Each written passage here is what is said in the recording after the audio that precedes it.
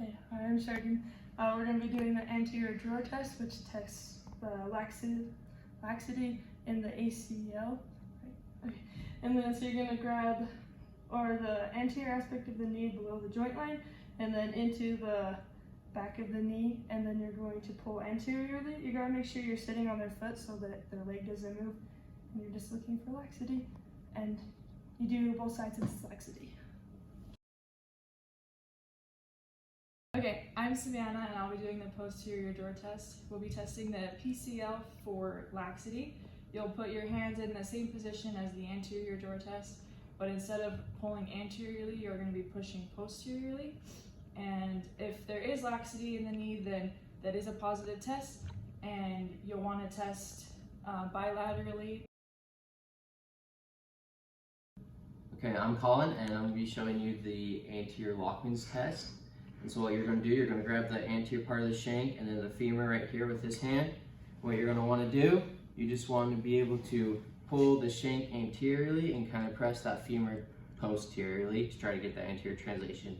If there's laxity, then that's a positive test that there might be a problem with the ACL. Okay, I'm Sheridan, and this is the posterior Lockman's test, and so it's looking for laxity of the PCL. So what you're gonna do is you're gonna put your hand on the bottom half, or the postal side of the femur, and then you're gonna grab the anterior part of the shank, and you're going to pull up with the femur and push down with your shank, and then you're looking for laxity, and then you can do this bilaterally. Okay, I'm Savannah. I'll be doing the lever sign test, and we're testing the ACL. So you'll put your right hand above the knee, and you'll put your other hand underneath the calf, and you'll just be pushing down. And if the foot moves, then the ACL is intact, but if the foot doesn't move, then there might be a tear in the ACL. Alright, I'm Colin and I'm going to be showing the valgus stress test. And for this test, we're going to be testing the MCL to see if there's any laxity. So what you're going to do, you're going to kind of pick up their leg like this and have this hand kind of on the outside of the lateral side of the knee. And you're going to have it slightly bent, and then you're going to put pressure or apply a lateral force onto that knee and kind of bring the distal part of her leg out like this to test the laxity. And then you can do this straight and more slightly bent, and you're going to want to do it bilaterally. Okay, I'm Sheridan, and this is going to be the Varus stress test. So what you're going to do is you're going to have them on something that has a edge, usually like something with foam, and then you're going to put the medial aspect of their knee on it, and then you're going to bring the distal part of their leg in, and then this is creating a stretch for the LCL, which is what we're looking at, and it's for laxity, and you can do this bilaterally.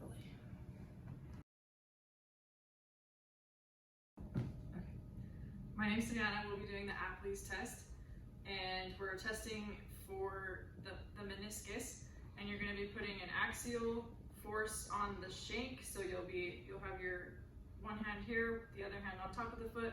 You'll be pushing down on the shank and twisting, and there will be painful clicking if it's a positive test, and you don't have to test this bilaterally.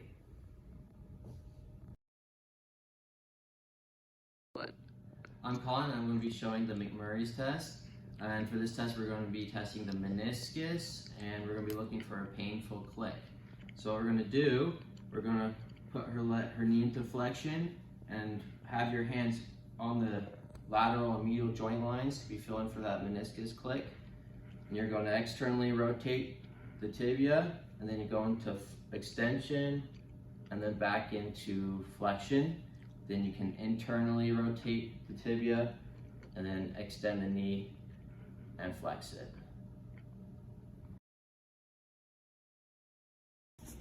Okay, I'm Sheridan, and this is the Vesely's test. So what you're going to do is you're going to have them stand on one leg and then do a quarter squat, and then they're going to rotate inward and outward, and then this is looking for pain in the meniscus, so if there's any pain, it means they probably have a problem with their meniscus. Okay, I'm Savannah. We'll be doing the hamstring 90-90 test. So you'll have the patient bring up both of their legs up to 90 degrees, have them grab one of the legs or the back of the knee, have them straighten as much as they can. A positive test will be greater than 20 degrees of full extension. You'll want to test this bilaterally, and tight hamstrings would be the contributing factor to their leg not being able to fully extend. I'm Colin and I'm going to be showing the patella apprehension test. And for this test, we're going to be testing for a subluxed patella. And to do this, we are going to put our thumbs medially on the patella, and we're going to push laterally on that patella.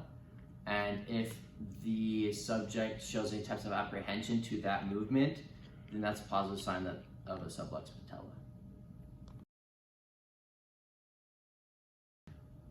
I'm Sheridan, and this is going to be the patellar grind test. So we're going to be looking for pain, and this is usually associated with patellofemoral syndrome or chondromalacia. And so you perform it in a series, and so what you can do first is have them contract their quads. If they have pain anywhere on this tendon, then that's a positive test. And then if they don't, you can have them contract their quads again, and then you're going to apply pressure, and if there's pain, that's a positive test. Okay, I'm Savannah and I'll be doing the sweep test. So we're testing for general joint effusion, and what you do is you're going to just sweep your hand just around the knee, looking for a bulge or a wave of fluid, and you're just testing to see how much fluid is around the knee.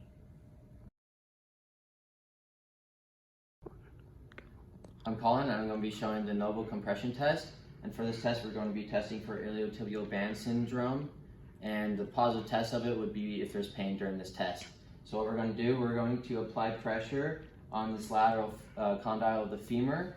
And while doing that, we're going to then be putting the hip and the knee through a full range of flexion and extension. And if there's pain, again, that's a positive sign that they do have iliotibial band syndrome.